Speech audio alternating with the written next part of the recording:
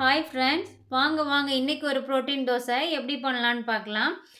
1 cup அளவு பாசிப்பயிறு, 1/2 cup அளவு உளுந்து, 1 டீஸ்பூன் வெந்தயம் நைட்டே ஊற வச்சுக்கணும். இதுக்கு தேவையான பொருள் என்னென்னா இஞ்சி, பூண்டு, மிளகு, சீரகம், சோம்பு, பச்சை மிளகாய், கருவேப்பிலை, உப்பு இது எல்லாமே போட்டு நம்ம கிரைண்ட் பண்ணி வச்சுக்கணும். இந்த தோசை அவ்வளோ சூப்பராக இருக்கும், பயங்கர ஹெல்தி, குழந்தைங்களுக்கெல்லாம் கொடுங்க. இதில் நிறைய ப்ரோட்டீன் இருக்குது, ஃபைபர் இருக்குது, கால்சியம் இருக்குது.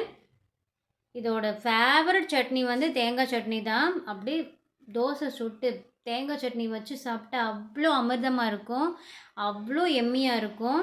நீங்கள் செஞ்சு பார்த்துட்டு கமெண்ட் பண்ணுங்கள். டிகே ஆர்கானிக்ஸை ஃபாலோ பண்ணுங்கள், லைக் பண்ணுங்கள், ஷேர் பண்ணுங்கள், சப்ஸ்கிரைப் பண்ணுங்கள். இந்த தோசை எப்படி இருந்துச்சுன்னு எனக்கு கண்டிப்பாக நீங்கள் சொல்லணும். ஓகே பாய் ஃப்ரெண்ட்ஸ், செஞ்சு பார்த்துட்டு எப்படி இருக்குன்னு சொல்லுங்கள். Okay bye.